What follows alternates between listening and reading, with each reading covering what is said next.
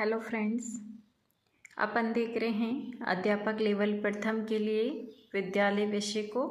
और इसी कड़ी में हम हिंदी विषय के अंदर संज्ञा टॉपिक को कंप्लीट कर चुके हैं। उसके बाद में हम सर्वनाम टॉपिक को कंप्लीट कर चुके हैं और आज हम विशेषण टॉपिक को पढ़ेंगे। ठीक है फ्रेंड्स, आशा करती हूँ कि आपने संज्ञा और सर्वनाम को पढ़ लिया होगा। अगर आपने नहीं पढ़ा है तो आप प्लेलिस्ट में जा कर के पढ़ सकते हैं। रीड मेन एग्ज़ाम के लिए हिंदी ऐसा कुछ प्लेलिस्ट बना हुआ है, उसमें आप देखेंगे तो शुरू से जो है क्रम wise part wise videos upload है, तो आप उसको देख कर के अपने नोट्स बनाते हुए उन टॉपिक को अच्छे से क्लियर कर सकते हैं। तो आज हम विशेषण पढ़ेंगे। तो चलिए फ्रेंड्स, शुरू करते हैं अपनी आज की क्लास। विशेषण वैसे आप छोटी क्लासेस में जो पढ़े थे वो आपको थोड़ा थोड़ा याद होगा, और अब जब हम परिभाषा और इसकी कुछ प्रकार वगैरह देखेंगे तब आपको पता चलेगा कि आप आराम से विशेषण वाले टॉपिक को भी क्लियर कर सकते हैं। सबसे पहले हम इसकी परिभाषा देख लेते फ्रेंड्स। ऐसे शब्द जो संज्ञा या सर्वनाम की विशेषता बतलाते हैं वो कहलाते हैं विशेषण। किसकी विशेषता बता रहे हैं? संज्ञा या सर्वनाम की विशेषता बताते हैं, उन्हें विशेषण कहते हैं। अर्थात हम ये कह सकते हैं कि विशेषता बताने वाले जो शब्द है वो ही विशेषण है। ठीक है। अब विशेषण के साथ ही जिसकी विशेषता बतलाई जाती है उसे कहते हैं विशेष्य। यानी विशेष्य की परिभाषा में आप ये लिख सकते हैं कि विशेषण जिस शब्द की विशेषता बताता है, चाहे वो संज्ञा हो या सर्वनाम, वह शब्द विशेष्य कहलाता है। तो ये थोड़ा सा ध्यान में रखना। वैसे यहाँ से क्वेश्चन परिभाषा वगैरह में से नहीं बनता है, लेकिन फिर भी आपको जब ये बेसिक नॉलेज होंगी तभी आप उसको पहचान पाएंगे कि कौन सा विशेष्य है और कौन सा विशेषण है। तथा विशेष्य की विशेषता बताने वाले जो शब्द है वो विशेषण कहलाते हैं। यहाँ पे कुछ एग्जाम्पल के माध्यम से मैंने समझाने की कोशिश करी है। आप एग्जाम्पल के माध्यम से आसानी से इसको समझ पाएंगे। देखिए, लिखा है नीला आकाश, यानी आकाश कैसा दिख रहा है? नीला दिख रहा है। तो ये आकाश यानी जिसकी विशेषता बतलाई जा रही है वो तो क्या है? विशेष्य। लेकिन जो विशेषता बताई गई है इसकी नीला, वो क्या है? विशेषण है, क्योंकि ये संज्ञा है और संज्ञा की विशेषता बतलाने वाला जो शब्द है वो क्या होगा? विशेषण होगा। भला व्यक्ति, व्यक्ति एक संज्ञा है यानी विशेष्य होगा ये, और इसकी विशेषता है भला, तो ये क्या होगा? विशेषण होगा। इसी तरह से छोटी कुर्सी, तो कुर्सी तो क्या है? विशेष्य, लेकिन इसकी विशेषता है छोटी, तो ये क्या है? विशेषण होगा। ठीक है फ्रेंड्स, आशा करती हूँ आपको विशेषण और विशेष्य अच्छे से समझ में आ गए होंगे कि जिस शब्द की विशेषता बतलाई जाती है उसको हम विशेष्य कहते हैं, और जिसके माध्यम से बतलाई जाती है वो विशेषण कहलाता है। अब हम देख लेते हैं विशेषण के प्रकार। विशेषण के 5 प्रकार माने जाते हैं। 5 प्रकार को हम पहले समरी में देख लेते हैं और फिर एक एक को विस्तार से पढ़ेंगे। 5 प्रकार में पहला प्रकार है गुणवाचक विशेषण। गुणवाचक, इसमें शब्द से आपको पता चल रहा है कि इसमें गुण को देखा जाएगा। ठीक है। जैसे खट्टे अंगूर, आपने लोमड़ी वाली कहानी सुनी होगी। जब अंगूर हाथ नहीं आ रहे थे तो बोल दिया खट्टे अंगूर। ठीक है। तो इस तरह से आपको ध्यान में रखना है कि इस संज्ञा या सर्वनाम की विशेषता जो शब्द बतला रहा है वो क्या है? विशेषण है। ठीक है। और जिसकी बतलाई जा रही है वो है विशेष्य। तो यहाँ पर खट्टे जो है वो तो विशेषण है और अंगूर विशेष्य है। इसी तरह से संख्यावाचक विशेषण, इसमें आपको शब्द से पता चल रहा है संख्या, यानी कोई ना कोई इसमें संख्या आएगी, उससे ये बनेगा संख्यावाची विशेषण।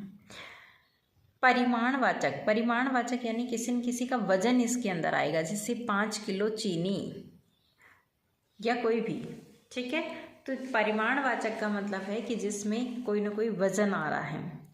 उसके बाद में संकेतवाचक विशेषण, यानी किधर संकेत मिल रहा होता है तो वो कहलाता है संकेतवाचक विशेषण। जैसे उस पुस्तक को पढ़ो, ये इशारा है कि उस पुस्तक को पढ़ो, तो ये है संकेतवाचक विशेषण, यानी उधर संकेत किया जा रहा है।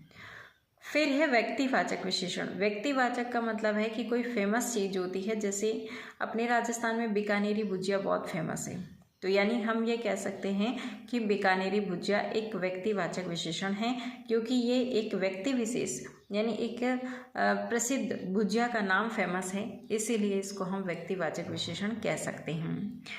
तो आपको थोड़ा थोड़ा इसके बारे में समझ में आ गया होगा कि कैसे हम इनके प्रकार को देखेंगे।